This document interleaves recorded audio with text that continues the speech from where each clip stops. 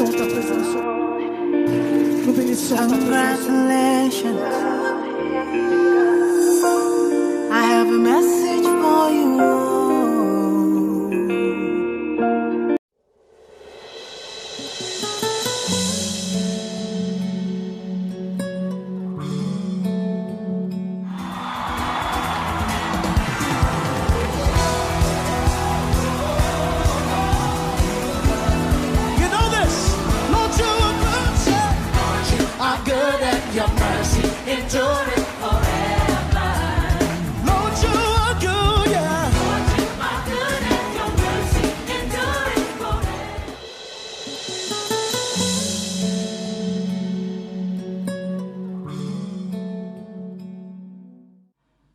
J'avais commencé un enseignement dans le culte des familles dimanche passé, où je m'étais adressé aux hommes. Et pourquoi? Parce que la plupart des temps, nous formons les femmes à être des bonnes femmes, des bonnes épouses, mais nous négligeons de former les hommes à être des bons maris. Souvent, les sœurs sont préparées au mariage. Depuis leur tendre enfance, on leur parle. Une épouse doit faire ceci, une épouse doit se comporter comme cela.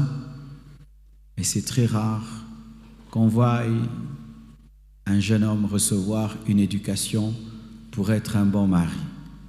C'est pourquoi il y a beaucoup de mauvais maris. Pire, cette personne qui n'a reçu aucune formation la préparant au mariage reçoit le leadership du mariage, se retrouve chef. Un chef qui n'a jamais appris à être chef se retrouve chef d'une femme, chef des enfants, mais s'est jamais préparé à gérer une famille. Mais de l'autre côté, vous allez voir les jeunes sœurs, avant qu'elle entre dans son ménage, elle a pu pendant un temps gérer le ménage de sa grande sœur. Lorsqu'elle a voyagé, elle est restée avec les enfants de sa sœur. Je vois des fois quand je voyage avec mon épouse, des fois je laisse ma petite sœur Sarah avec mes enfants. Elle n'est pas mariée, mais elle peut gérer une maison, elle peut prendre soin des enfants. Chaque fois que sa grande sœur ou une de ses grandes sœurs accouche, elle vient aider. Elle sait laver un enfant, elle sait tout cela, alors qu'elle n'est pas mariée. Et le jour qu'elle va se marier, elle saura prendre soin de ses enfants. Une fille, la plupart du temps, entre dans le foyer, elle s'est déjà préparée. Elle sait servir la table. Et la plupart de garçons, d'hommes, on ne nous a pas appris même comment gérer le budget de 3 ou de 4 personnes, alors que demain, tu dois gérer le budget de ta famille. Et malheureusement, encore dans les églises, lorsque nous vous préparons au mariage, c'est encore les hommes qui n'aiment pas venir aux enseignements du mariage. Les sœurs qui déjà reçoivent des enseignements à la maison viennent presque à toutes les séances. Mais les hommes encore, qui n'ont rien appris, refusent de venir s'asseoir pour qu'on leur apprenne à être des bons maris. Ils supposent qu'ils connaissent rien. Ils connaissent quoi? Rien. Alors, cher homme, toi qui m'écoutes, fièrement, si tu te mariais demain, comment tu vas diriger ton foyer? Si tu te mariais demain, comment vas-tu vivre avec cette femme que tu vas épouser? Je t'assure, tu as des lacunes, que tu le veuilles ou pas. Et moi, j'ai fait un effort, je me suis rattrapé en lisant beaucoup. Comme en notre temps, il n'y avait pas beaucoup d'enseignements sur les familles, sur les couples dans les églises. Je m'étais rattrapé à beaucoup lire et je vous prie de le faire. Ce n'est pas par 2 messages du dimanche que je pourrai résoudre tous les problèmes. Alors lorsque je suis allé chercher dans la Bible un homme modèle comme la femme de Proverbes qui pourrait me servir de matériel didactique pour enseigner sur un bon mari, je n'ai pas trouvé dans la Bible. Dans la Bible, au moins, il y a pour les femmes tout un chapitre de Proverbes qui parle de la femme vertueuse. Tu peux en tenir même des séminaires de 30 jours, 40 jours. Mais sur l'homme vertueux, il n'y a aucun chapitre. Il n'y a même pas 10 versets qui se suivent sur un homme vertueux. Alors j'ai été inspiré de tirer mon message sur Jésus, qui est le parfait modèle. Amen.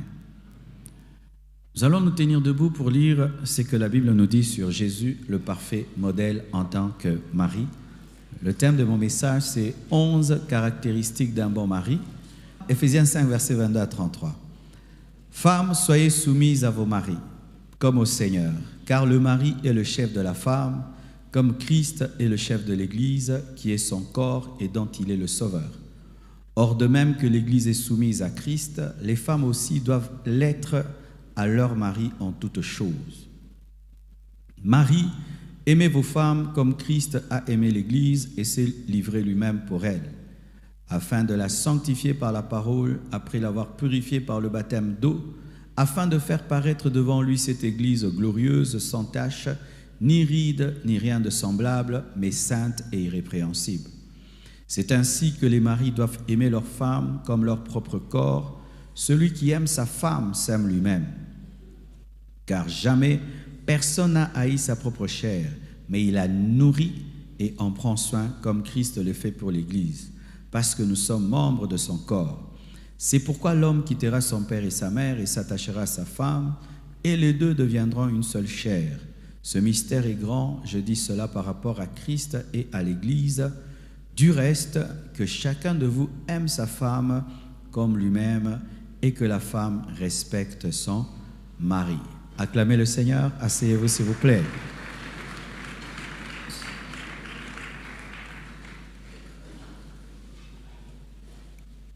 Il y a des gens qui disent, Dieu dit que chacun de vous aime sa femme parce que femmes, soyez soumises à des hommes, Christ. Hommes, vous voulez la soumission, ressemblez à Jésus. Vous n'allez même pas la réclamer.